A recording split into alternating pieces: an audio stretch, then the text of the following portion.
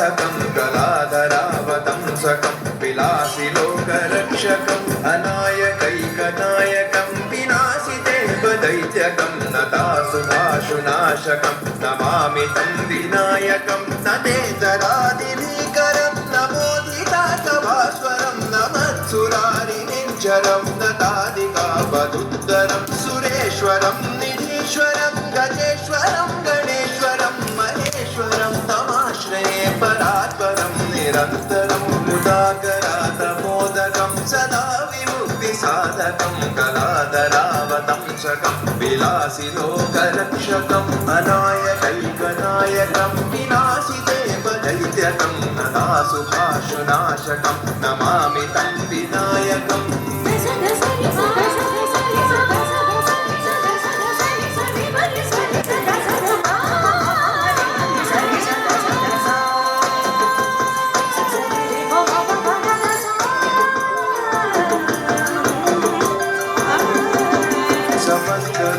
शङ्करं निरस्तदैत्यकुञ्जरं धरेतरोधरं वरं वरे भवत्रमक्षरं कृपाकरं क्षमाकरं मुदाकरं यशस्करं मनस्करं नमस्कृतां नमस्करोमि भास्वरम् अकिञ्चनातिमाचरं चिरन्तनोतिभाजनं पुरारि पूर्वनन्दनं सुरारि गर्भचर्वणं प्रपञ्चनाशभीषणं धनञ्जयादिभूषणं कपोलदानवारणं भजे पुराणवारणम्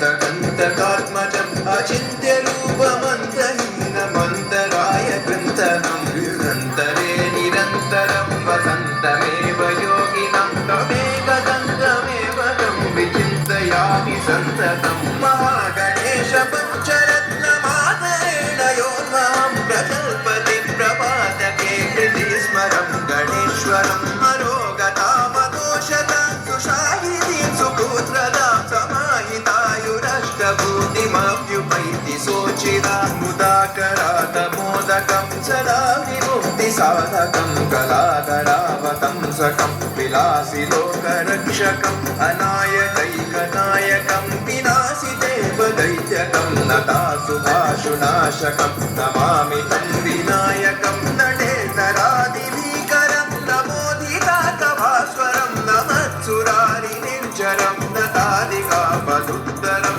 सुरेश्वरं निधीश्वरं गजेश्वरं गणेश्वरं महेश्वरं समाश्रये परात्परं निरन्तरं मुदाकरातमोदकं सदा विमुक्तिसाधकं कलाधरावतंसकं विलासिलोकरक्षकम् अनायकैकनायकं विनाशिदेवदैत्यकं नतासुभाषुनाशकं नमामि तं विनायकम्